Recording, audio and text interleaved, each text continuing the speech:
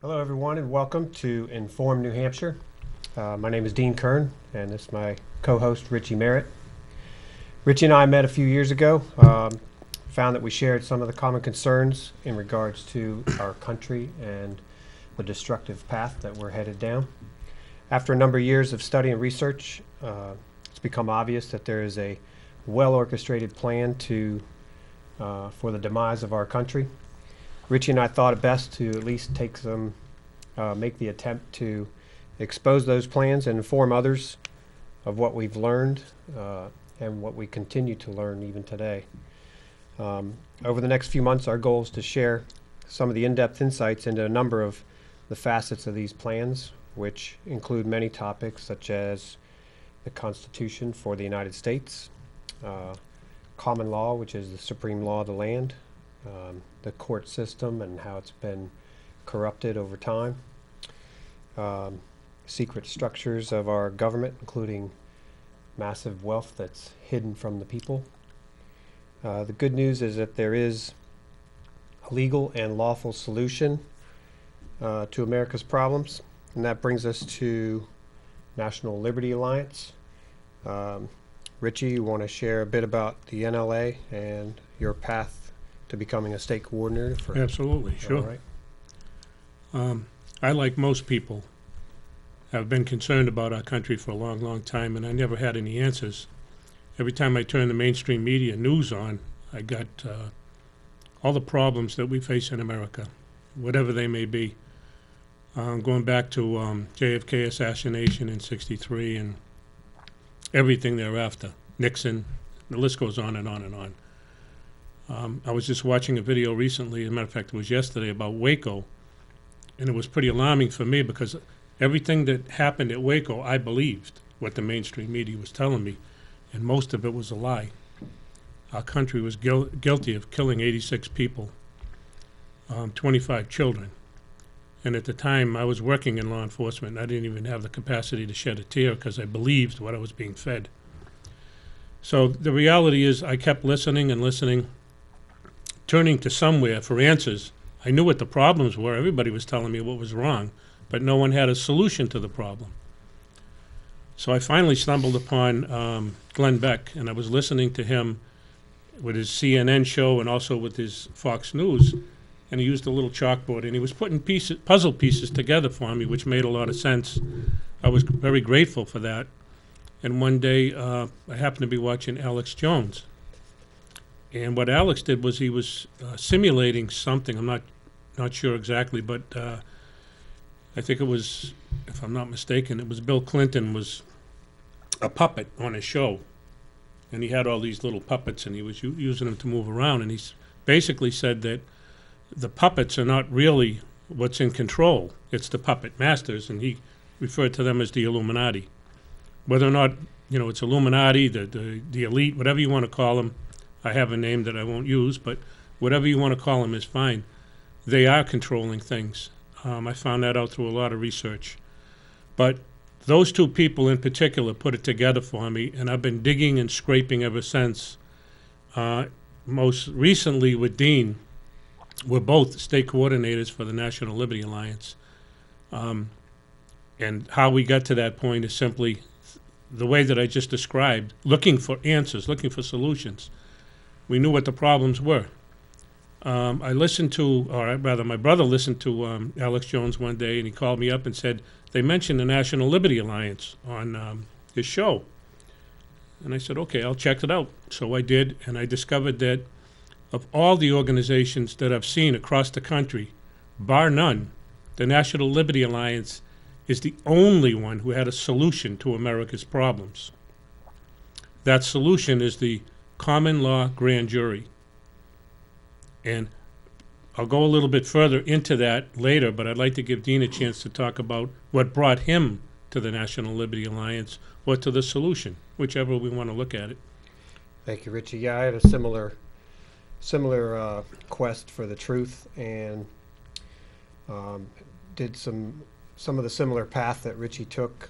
I used to listen to Michael Savage, and when Reagan was in office, all I heard was what an awful man he was, and by the time he finished office and a couple years later, I had a completely different opinion of them.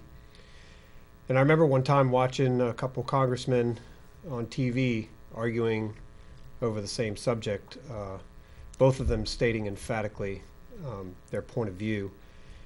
And they were in complete converse of each other, complete opposites. And I thought, well, one of them must be lying because they're saying the exact opposite.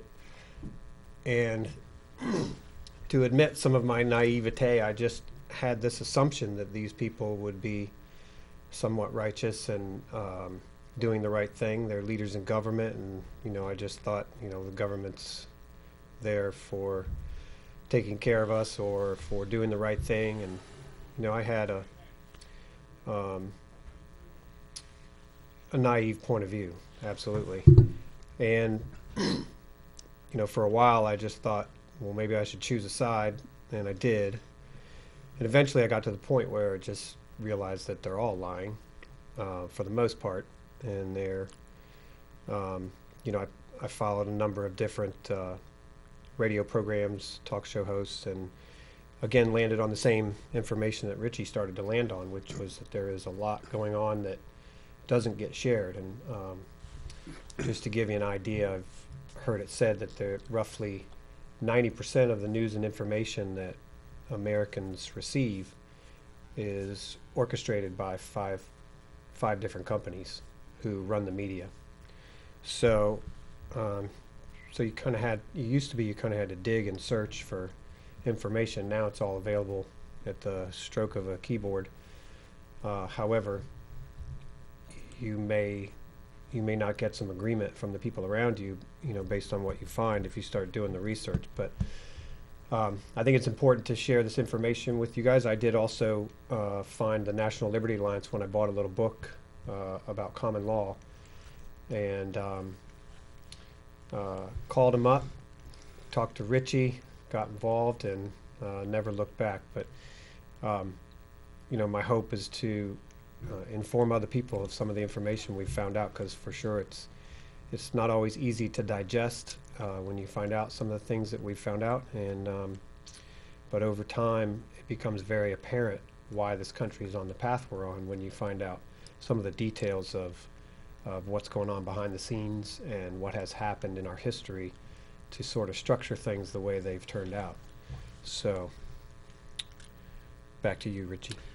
Yeah, I did want to let you know that this show, although National Liberty Alliance, and I owe them a lot, they've taught me a great deal. They have a tremendous civics course and a constitutional course that's free to every American. They don't charge you anything. So I owe them a great deal. But this show is not about the National Liberty Alliance. It's about saving America. And I mean saving America. This country is in dire straits. And for those of you who may not know this, please tune into this program as frequently as you can. We will have the documentation as much as possible. We encourage you to check it out. Don't take my word for anything. Don't take Dean's word for anything. Check everything out that we tell you. I'm sure you'll find that I'm sure you'll find it truthful, because we wouldn't be telling you otherwise. But the National Liberty Alliance has done a tremendous amount of work, especially over the past 12 to 15 months, I'd say, but they've been at it longer than that. They filed multiple papers. They filed a quo pronto back in May of 2015, which is a paper, Dean, I think, is going to talk about it a little bit here, but it's a paper that was filed to, I believe, all 94 district courts in the United States, and also other people. I don't have the list in front of me of who it is, but it was numerous governmental officials, both state and federal. We didn't deal with the local level. We probably should have, but it was done to the state and local level. There was also numerous mandamuses. A mandamus is simply a command that is sent out. And by a command, it's we the people. If you read the Constitution, especially the preamble, which people forget, we the people of the United States, in order to form a more perfect union, we form the union. That means we form the government. We are superior to the government, and people have to understand that. If you think I'm wrong, and we'll talk about this a little bit more in our next show, but the Declaration of Independence talks about it when they basically say, and I'm trying to remember the words now, so I'm feeling a little, if the government becomes detrimental to these ends, it is the right of the people. The right of the people. Not maybe you can do it. It's your right to do it because it's your country, it's your government. To alter or abolish the government and institute a new one. You can check this out by reading the Declaration of Independence yourself. Read the preamble. We the people formed the Union. Okay, do ordain and establish this Constitution for the United States of America. So we the people, through the unified United States Common Law Grand Jury, all 50 states, all 3,133 counties that are inhabitable, there's 3,142, but only 3,133 have either enough people in them or there's no people at all in the other 9. So we sent out these mandamuses. We've also sent out writs, which are orders for the government. We're trying to let them know that the government works for the people, not the other way around. I don't take orders from the government. I don't need a permit or a license to live my life. They seem to think you do. It infringes upon my rights. One of the things they just talked about recently was liability insurance if you own a gun. Well, that's an infringement upon anyone's rights. I don't care how you feel about a gun. It's an infringement upon it. Constitution says you will not be infringed. So we've sent out multiple papers to multiple places, and every government official on the state and the federal level has been made aware of this. And I'll turn it over to Dean if he wants to talk about that particular issue on the quo warranto. Well, there were a number of papers sent out by the National Liberty Alliance over a number of months. And they sent them out to all the judges, senators, congressmen, all across the country, elected officials. And one of the goals of National Liberty Alliance is to reinstall the common law grand jury, and I guess not necessarily reinstall it, but just reinvigorate it, because it has always been there. There was a time back in 1946 when they did away with the common law grand jury through a footnote in one of their legal proceedings, and they turned it over to judges and prosecutors, which is actually a violation of law,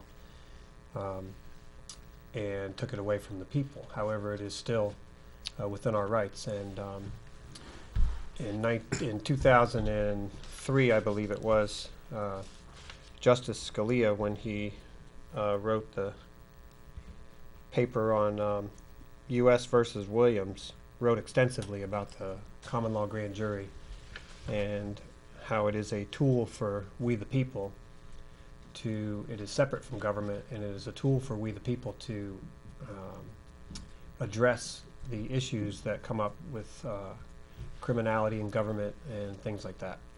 So I'll just read you a quick portion of the quo warranto that was sent out by National Liberty Alliance. Originally filed November 10th, 2014. It was refiled on May 13th, 2015. Reminding our elected and appointed servants, particularly our judicial officers, that we the people have been providentially provided legal recourse to address the criminal conduct of persons themselves entrusted to dispense justice, and that the grand jury is an institution separate from the courts, over whose function the courts do not preside. Thus, the people have the unbridled right by law and in law to impanel their own grand juries and present true bills of information, indictment, writs, and presentments to a court of record, which is then required to commence judicial proceedings under common law. Our founding fathers, with foresight, grafted into the common law, Fifth Amendment, a buffer the people may rely upon for justice. When public officials, including judges, go rogue, act in bad behavior, and criminally violate the law, that buffer being the common law grand jury, aka we the people. So what they're pointing out here is that, and this has been true since back originating with the Magna Carta in, what year was that? 1215. 1215. um, that the common law grand jury is it's a process for people to address the ever encroaching reaches of government and to address criminal conduct in government. And by impaneling a grand jury, 25 people can do their research. They can investigate. They do so in private, and they can do presentments and indictments on the assumption or on the once they find that there's been any criminal conduct. So we the people need the common law grand juries back as a tool. Can I jump in here? Yeah, too? please Because do. I wanted to make a point on the primary function. The National Liberty Alliance stumbled upon this 1992 decision, U.S. versus Williams, and they stumbled upon it because John Darash, who's the national director, was fighting the United States government, more specifically the IRS, in court. And it was a 5 or 6 year battle. I don't know exactly, but it was around 5 or 6 years. And by the way, he won the battle. He won the battle because no American in the United States is compelled to pay a tax on their wages or compensation. Everybody uses the word income. Income is defined in Eisner versus Macumber, which is, I believe, a 1920 or 23 decision, where it says income is defined as gains or profits arising from corporate activity. Has nothing to do with it. Anyway, he won this case over paying his tax on his wages. And through his 5 or 6 year court battle, he actually stumbled upon U.S. versus Williams. And doing his research, he's brought this to light that the primary function of the common law grand jury is to root out corruption in government. Now, the reason we don't have it anymore is because in 1946, somebody, I don't know who it was, judges, lawyers, I don't know who it was, politicians, added footnotes to the Code of Criminal Justice Procedure and declared the common law grand jury obsolete. Now, here's the kicker that people in America have to understand. The Fifth and the Seventh Amendment are contained in the Bill of Rights, not in the Constitution, in the Bill of Rights. They're no different than your right to free speech, to religion, to assemble, to redress of grievances, to free press, all of the First Amendment rights, your right to keep and bear arms, regardless of what any nitwit politician tells you. I'm sorry to use that kind of language, but it aggravates me when people try to tell me what my rights are. I know what my rights are. I don't need politicians telling me what they are. They work for me. I don't work for them. Secondly, I want to keep focused on the primary function of the grand jury. It's to root out corruption in government. In 1946, they did away with it. Conveniently, right after the war, everybody was busy. It's kind of understandable. I wasn't around then, but I can understand, you know, people coming back from war. A lot of these guys wanted to find jobs, start families, whatever.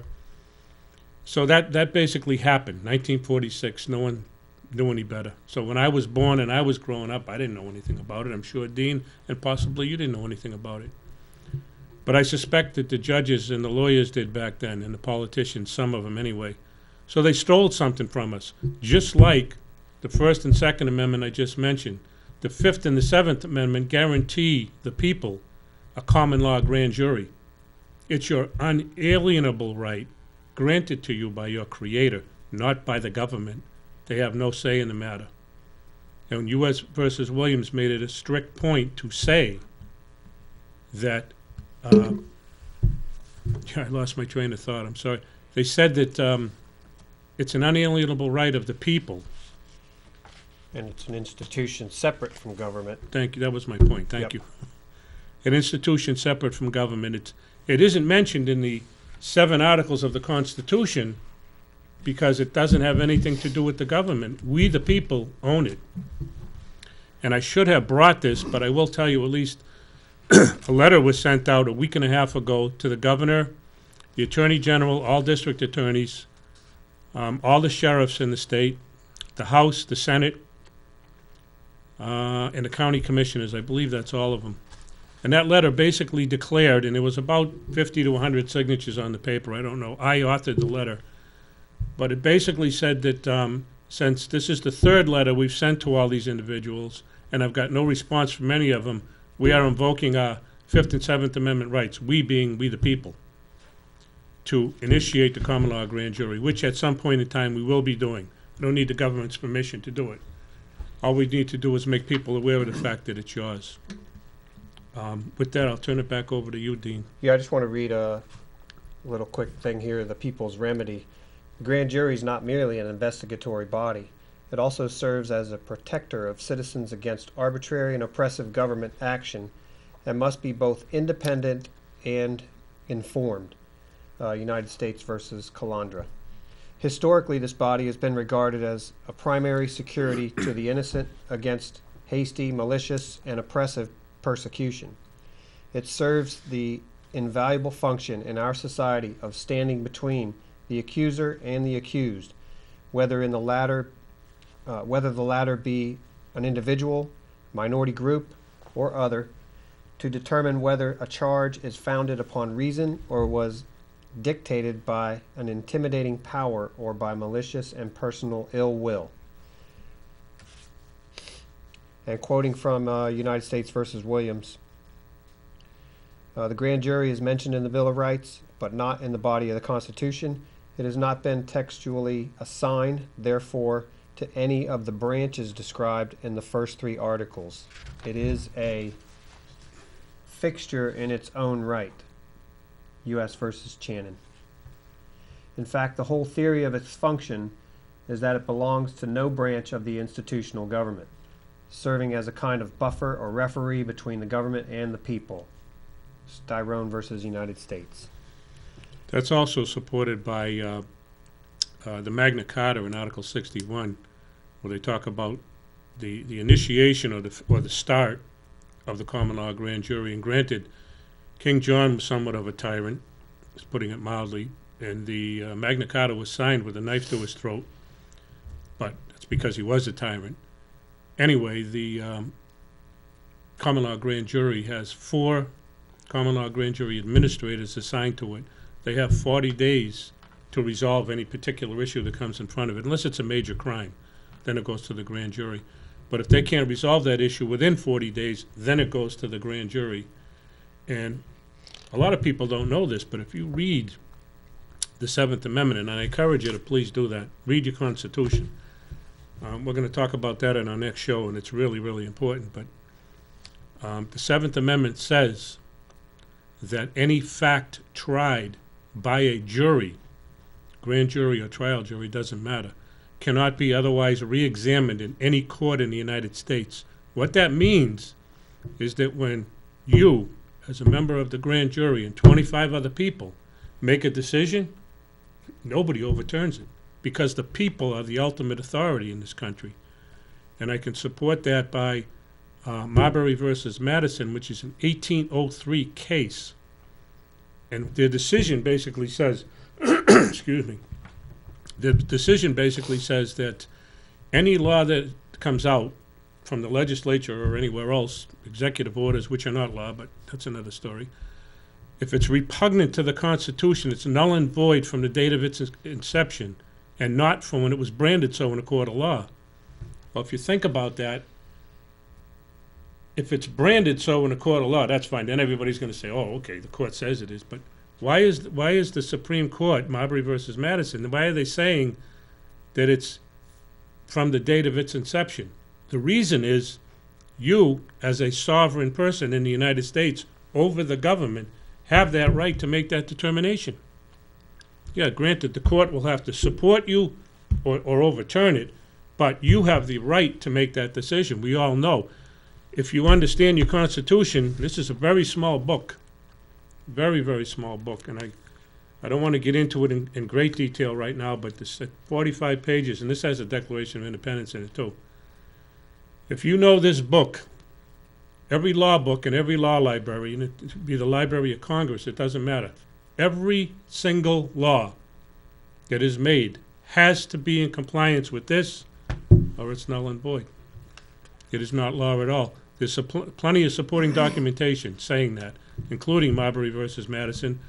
Like I said, it's an 1803 case that's never been overturned. It's one of the winningest cases in law. And by the way, lawyers are not mentioned in this book. We never turned our government over to lawyers. You have to read it. You have to understand it. They're your rights. They're not the attorney's rights. They're yours. And they're being trashed. Study this book, read this book, and understand what your rights are so that they're not taken from you. Because if you don't know what they are, and believe me, a lot of them have been taken. And I'm not saying this to be condescending or offensive to anybody. For a pretty long time, I was ignorant of that book, and I took an oath of office twice to defend it. So I just wanted to mention that. Richie, who do lawyers swear an oath to? They swear an oath to the bar, and the bar stands for British Accreditation Registry. It's in Britain. They do not take an oath to the United States of America. Nor Judges, by the way, and let me just get this point in. Under Article 6, Section 2, or Paragraph 2, it's the supremacy clause of this particular book. No other law has a supremacy clause in it. This one does. And it also says that the judges are bound thereby. They're bound to this. Every day of the week, every judge in the United States of America violates this book. Every one of them. I know why. I hope you people tune into the show to find out why, because it's a disgrace. And it's also, and I want the judges and the lawyers to hear this, it's also treason. They're committing an act of treason. And it will be proven in time. I just hope these judges and lawyers see their way. There's a destruction of the country in America. It's going downhill. That will be proven. If you speak against the laws, the supreme laws of the land, then you're destroying the fabric of the country. That's treason. Thank you, Richie. So to sum up, once again, the remedy for we the people, we've got about a minute and a half, Richie. The remedy for we the people is the common law grand jury, and it is the buffer between the people and the government, our ability to investigate and to indict criminal wrongdoing. What Richie was talking about with regards to the judges and the lawyers, they do swear an oath to a foreign entity, the British Accreditation Registry, which is a communist organization, and they do not represent we the people, and they operate in jurisdictions that are secret. They use a secret language using the Black's Law Dictionary. Legalese, yeah. Legalese. They deceive us and they trick us, and they pretend that they do so with our consent, but ultimately we do not consent to be deceived. So we hope that you'll tune in again. Our next show will be a little more in depth about the Constitution. Richie and I will be here to talk about that. And I just want to say thank you for tuning in, and I hope that you encourage your friends to watch, because I think this will be one of the more informative shows that you'll run into. Inform New Hampshire won't disappoint people. Thank you. We'll see you next time.